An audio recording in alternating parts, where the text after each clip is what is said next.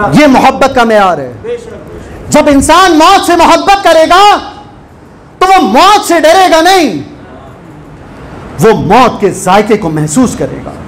और ये उस वक्त हो सकता है कि हम फकत मौला अली को ना माने, हम मौला अली की भी माने,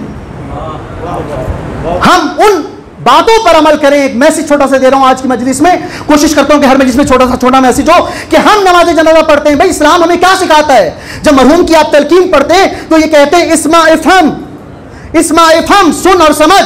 सामने मोहतरम, जब शरीयत इस बात की इजाजत नहीं देती कि मरने वाला फकत सुने नहीं समझे भी,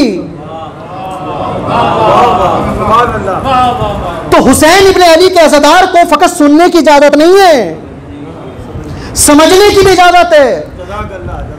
भाई नमाज जनाजा की चौथी तकबीर में क्या कहते हैं आप? अल्लाहुम्मा इन्ना ला नालमु मिन्हु इल्ला खैरा। अपनी मौत को आसान कीजिए। सामने मोहतरम, आज की मजलिस का पैगाम है, अपने रिश्तेदारों से मोहब्बत का मुजाहिरा करें, लोगों से खलूस का मुजाहिरा करें। इमाम हुसैन करबला में क्या पैगाम दे रहे हैं? इमाम हुसैन करबला के मैदान में अपने रिश्तेदारों को दूर नहीं कर रहे, जमा कर रहे हैं। अपने असहाब को दूर नहीं कर रहे, जमा कर रहे हैं। अब मैं अपनी जिंदगी में अपने रिश्तेदारों से लड़के बैठ गया, अब भाई भाई से नहीं मिल रहा, खून का रिश्ता खून से जुदा हो गया, अब एक बहन भाई का झगड़ा हो गया, एक रिश्तेदार दूसरे रिश्तेदार का चेहरा देखना पसंद नहीं करता। लेकिन अगर दिल में ख्याल आया तो नमाज जनाजा में चला गया और वहां पर गवाही दे रहा है अल्लाहुम्मा इन्ना ला नालमु मिन्हु इल्ला खैरा। वहां गवाही दे रहा है कि या अल्लाह मैं इसके बारे में सवाए खैर के कुछ नहीं जानता। भाई जिंदगी भर तो मुंह मोड़ के रहा, मौत पे गवाही दे रहा है। तो सामने मोहतरम, अब मैं यहां जुमला हदिया कर रहा हूं कि गवाही देने के लिए क्या नमाज जनाजा का इंतजार करना है? यानी कि कोई मेरी नमाज जनाजा पढ़े और मेरी गवाही दे, मैं किसी की नमाज जनाजा पढ़ूं तो उसकी गवाही दूं? नहीं। इमाम हुसैन ने कहा कि अगर तुम मिलकर रहना चाहते हो तो एक साथ मिलकर रहो।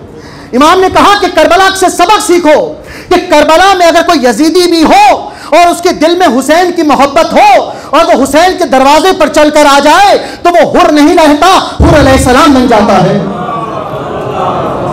मौला ने कहा कि माफी मांगने वाला, तवज्जो और मजलिस तमाम, और मैसेज आपको मैं हदिया कर रहा हूं, मौला ने कहा कि माफी मांगने वाला हुर बन जाता है और माफ करने वाला कभी छोटा नहीं होता।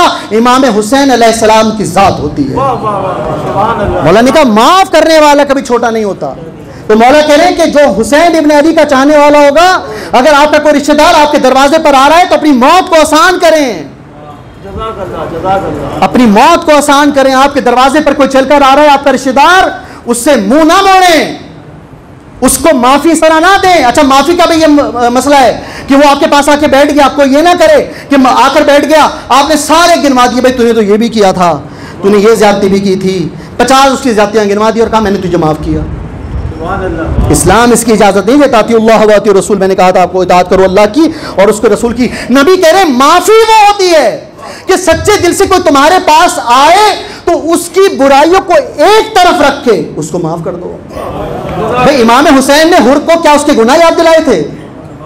नहीं। मौला कह रहे हैं कि मिल के रहो, करबला का पैगाम मिल के रहो, हुसैन की आवाज मिलकर रहो।